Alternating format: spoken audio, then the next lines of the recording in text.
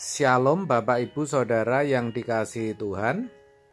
Seri pengajaran hari ini berjudul Bermegah dalam Kesengsaraan. Tentu sulit dimengerti dan dipahami kalau orang percaya dikatakan sebagai orang yang bermegah dalam kesengsaraan. Saya percaya orang dunia tidak akan setuju, bahkan akan dengan keras menolaknya.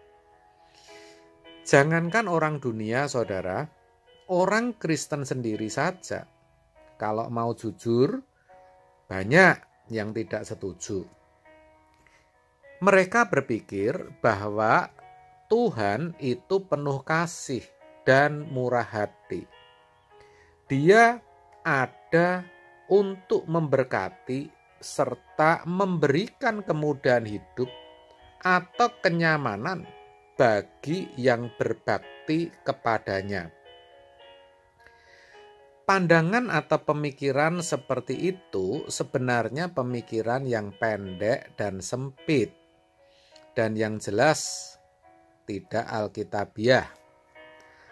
Karena justru Alkitab sendiri yang berkata bahwa kita, orang percaya, bisa bermegah dalam kesengsaraan.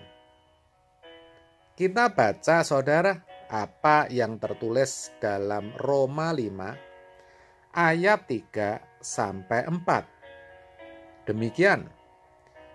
Dan bukan hanya itu saja, kita malah bermegah juga dalam kesengsaraan kita. Karena kita tahu bahwa kesengsaraan itu menimbulkan ketekunan, dan ketekunan menimbulkan tahan uji, dan tahan uji menimbulkan pengharapan.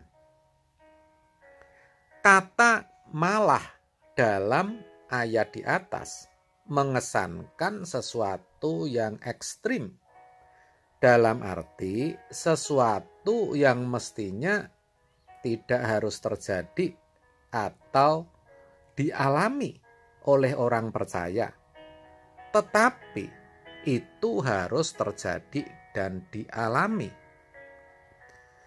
Kesengsaraan itu suatu keadaan yang tidak diinginkan, tetapi justru itu harus terjadi dalam kehidupan orang percaya.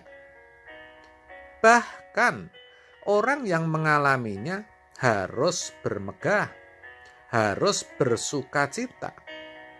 Itu yang saya katakan sebagai ekstrim, saudara. Itu berarti merupakan suatu kemutlakan bagi orang percaya untuk mau mengalami kesengsaraan atau penderitaan. Kenapa?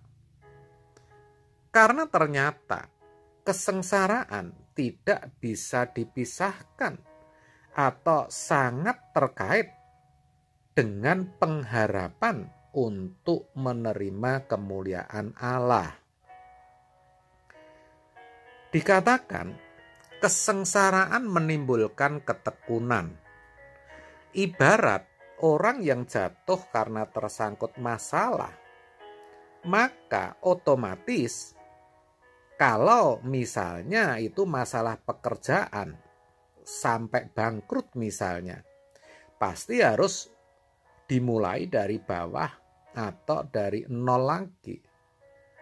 Jadi semakin sering seseorang mengalami masalah, kejatuhan, penderitaan, sebanyak itu juga ia harus memulai dari awal.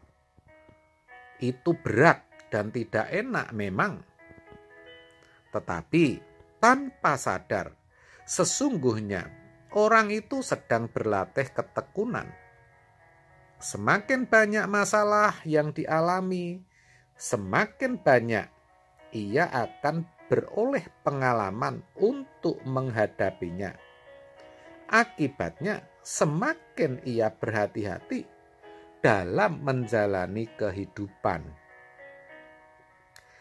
Lalu, kalau dikatakan ketekunan itu menimbulkan tahan uji, ibarat seorang petinju yang akhirnya menjadi tahan pukul karena memang dilatih untuk menerima banyak pukulan. Demikian pula orang percaya yang banyak mengalami penderitaan atau kesengsaraan. Ia akan tahan uji, saudara. Tidak mudah jatuh dalam menghadapi keadaan-keadaan yang tidak nyaman, yang tidak diinginkan. Ia akan menjadi tahan uji terhadap badai kehidupan yang menerpa. Tahan uji itulah yang akhirnya akan menjadikan pengharapan, yaitu menerima kemuliaan Allah, menjadi kenyataan.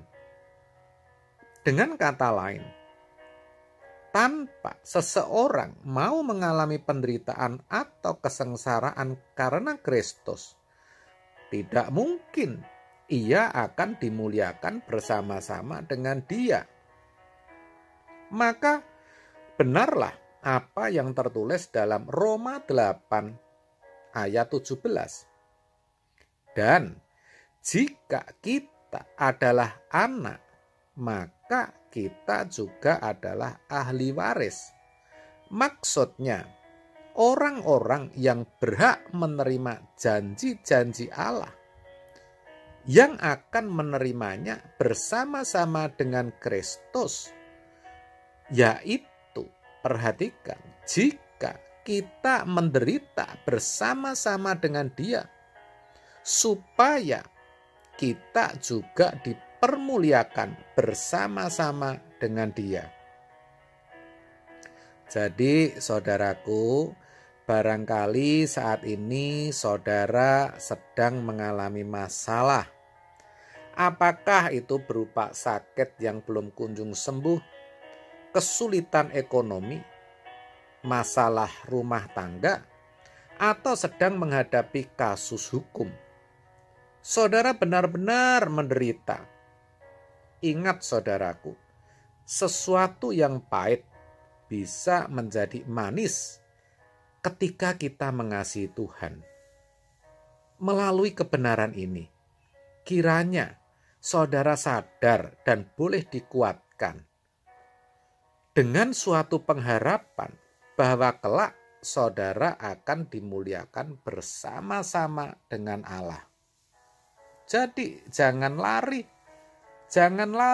hadapi dan hadapi. Percayalah, semua pasti akan berlalu. Semua tidak akan melebihi kekuatan saudara, dan saudara pasti bisa melewatinya bersama Tuhan Yesus. Tetaplah semangat. Amin. Tuhan Yesus memberkati.